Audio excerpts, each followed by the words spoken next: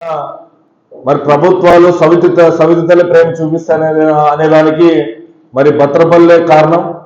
మరి రైతులందరూ కూడా పంటలు లేక తీవ్ర ఇబ్బందులు ఎదుర్కొన్నటువంటి తరుణంలో మరి వ్యవసాయ కార్మికులు పనులు లేక కూలీలు కూడా తీవ్ర ఇబ్బందులు ఎదుర్కొన్నటువంటి తరుణంలో మళ్ళీ ప్రభుత్వం మరి ఈ మండలం పైన చిత్తశుద్ధి కరువైంది అనేసి దీన్ని బట్టి అర్థమవుతోంది.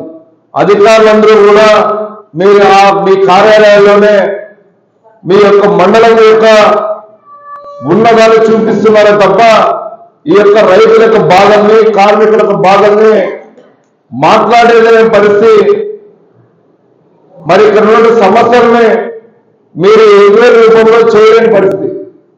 మరి ఇప్పటికే రైతులందరూ కూడా పంట నష్టపోయి తీవ్ర ఇబ్బందులు ఎదుర్కొంటున్నారు. మరి ఏదో కందేదో వస్తుందని ఆశాజనకంగా ఉంటున్నారు. ఆ కంది కూడా ఈ యొక్క అకాల వర్షాలకి మరి రోజు బంగాళాఖాతంలో మన అల్పపీడనం ఏర్పడుతూ ఉంటే మరి రోజు కూడా ఇక్కడ పూత పూస్తే మరి ఇక్కడ కంది బాగా పండుతుందని ఆశాజనకంగా ఉండేది రైతులందరికీ. మరి అది కూడా ఈరోజు పూత కూడా రాలిపోయే పరిస్థితి, ఇంతవరకు కూడా కంది మరి పంట వచ్చే పరిస్థితి కనపడలే. మన వేరుశెనగ వేసామంటే వేరుశెనగ వర్షాలు తక్కువ కావడంతో వేరుశెనగ కూడా నష్టపోతుందనే ఉద్దేశంతో మరి వేరుశెనగ కూడా ఇక్కడ రైతులు కంది పంటనే పూర్తి స్థాయిలో నమ్ముకొని మరి ఏదో వస్తుందని ఆశగా ఉండినారు. అది కూడా పూర్తిగా పోయింది.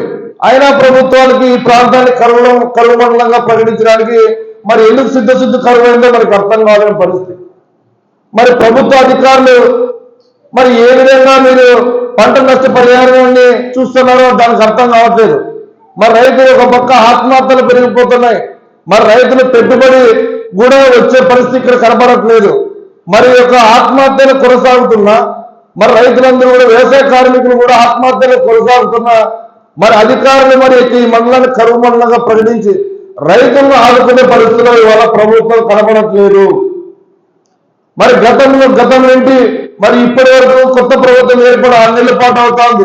ప్రజలందరూ కూడా మరి కొత్త ప్రభుత్వంలో రైతులందరికీ రైతులందరికీ కూడా సంక్షేమ ఫలాలు అందిస్తారు, ఇన్పుట్ సబ్సిడీ 20,000 రూపాయలు ఎకరానికి అందిస్తారనేది ఎన్నో ఆశాజనకంగా ఉన్నారు. కానీ ఈ ప్రభుత్వం కూడా మరి ఎందుకో మరి ఇప్పటి వరకు కూడా మరి రైతుల పక్షాన మాట్లాడే పరిస్థితి కరువైంది. మరి శాసనసభలో మీరేమో బడ్జెట్ నిర్వహిస్తున్నారు. మన బడ్జెట్ వరకు రైతులను ఆదుకోవాల్సిన పరిస్థితి ఇవాళ ప్రభుత్వం చిత్తశుద్ధి కొరవైంది. కాబట్టి మరి కమ్యూనిస్ట్ పార్టీ సిపిఐగా గడిచిన 6 నెలల పాటు చేస్తున్నటువంటి ప్రభుత్వాల యొక్క విధానాల పైన మనమందరం కూడా మాట్లాడే సమయం ఆసన్నమైంది. మనమందరం కూడా మాట్లాడాలి. లేకుంటే ప్రభుత్వాలు గుడ్డిగా మరి ఈ మండలంలో రైతులు ఆత్మహత్యలు చేసుకున్నా మరి ప్రభుత్వాలు అధికారులు పట్టించుకునే పరిస్థితి లేదు కనుక మన భారత కమ్యూనిస్ట్ పార్టీ సిపిఐగా మరి ఉద్యమాలు మనం అందరం కూడా సిద్ధం కావాలి.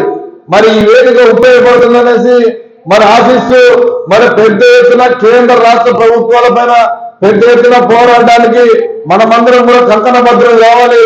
లేకపోతే ఈ ప్రభుత్వాలన్నీ మరి యొక్క సంక్షేమ పథకాల పేరుతో మరి పేపర్ల ప్రకటన పేరుతో మరి రోజు పేపర్ల ప్రకటన పేరుతో మోసపూరితమైన మాటలతో మరి మద్దతు పెడుతున్నారు తప్ప మరి ప్రజలకు కానీ రైతులకు కానీ మరి ఏమాత్రమో ఆదుకునే పరిస్థితి ప్రభుత్వాలు కనపడలేదు కనుక ఇప్పటికే కేంద్ర ప్రభుత్వానికి మరొక ఢిల్లీలో సరిహద్దుల్లో 48 డిగ్రీలో మరి రైతులందరూ కూడా ఉద్యమం చేస్తున్నారు. ఈ సమావేశంలో పూర్తిగా సంఘీభావం తెలియజేస్తున్నాం. మీ యొక్క ఉద్యమానికి ఇక్కడున్న రైతులందరూ కూడా సంఘీభావంగా మీ పెద్ద ఎత్తున ఉద్యమించడానికి మీతో పాటు కథన రంగంలో కథం దొక్కడానికి ఇక్కడున్న రైతులందరూ కూడా మరి పూర్తిగా మద్దతు ఇస్తున్నామనేసి ఈ సందర్భంగా తెలియజేస్తున్నాం. మరి యొక్క నల్ల చట్టం కేంద్ర ప్రభుత్వం తీసుకున్న నల్ల చట్టాల పైన మరి సుదీర్ఘంగా మరి అక్కడ ఉన్నటువంటి రైతులందరూ కూడా నల్ల చట్టాలను తొలగించాలనేసి నల్ల చట్టాలను రద్దు చేయాలనేసి మరి పెద్ద ఎత్తున మరి ఉద్యమం చేస్తుంటే వీళ్ళు మాత్రం జమ్మి ఎన్నికలనేసి మరి కేంద్ర ప్రభుత్వం కుట్ర పొందుతోంది. కులాలు మతాల మధ్యలో చిచ్చు పెట్టి కులాలకి మతాలకి మధ్య చిచ్చు పెట్టి కాలయాపన చేస్తున్నారు తప్ప కేంద్రంలో ప్రజల సంక్షేమం పైన పార్లమెంట్ లో మాట్లాడే పరిస్థితి కనపడట్లేదు. ఎంతసేపు ఉన్న కులాలకి మతాలకి గలాట్లు పెట్టి ఈ యొక్క పబ్బం నడుపుకోవడానికి చూస్తున్నారు తప్ప కేంద్రము ఇంతవరకు కూడా సంక్షేమ పథకాలు అందించే పరిస్థితులు, ఇవాళ రైతులను ఆదుకునే పరిస్థితులు, ఇవాళ వ్యవసాయ కార్మికులను ఆదుకునే పరిస్థితులు, ఇవాళ కార్మికులను ఆదుకునే పరిస్థితులు, ఒక్కొక్క విద్యార్థులను ఆదుకునే పరిస్థితులు, ఒక్కొక్క యువత ఇతర దేశాలకు ఇతర రాష్ట్రాలు వలసలు పోతున్నారు. దానిపైన ఏ మాత్రం పార్లమెంట్ లో చర్చ జరిగే పరిస్థితి కనపడలేదు. ఎంతసేపు ఉన్న వాళ్ళ స్వలాభాల కోసం రెండు మతాలకి రంగల పెట్టి ఈ యొక్క పబ్బం నడుపుకోవాలనేసి నరేంద్ర మోడీ ప్రభుత్వం అవలంబిస్తోంది. ఇప్పటికైనా మనమందరం కూడా కళ్ళు తెరిగి పెద్ద ఎత్తున కేంద్ర ప్రభుత్వం పైన ఉద్యమించడానికి మనమందరం కూడా కంకణ భద్రం కావాల్సిన అవసరం ఎంతైనా ఉందని ఈ సందర్భంగా తెలియజేస్తున్నాం.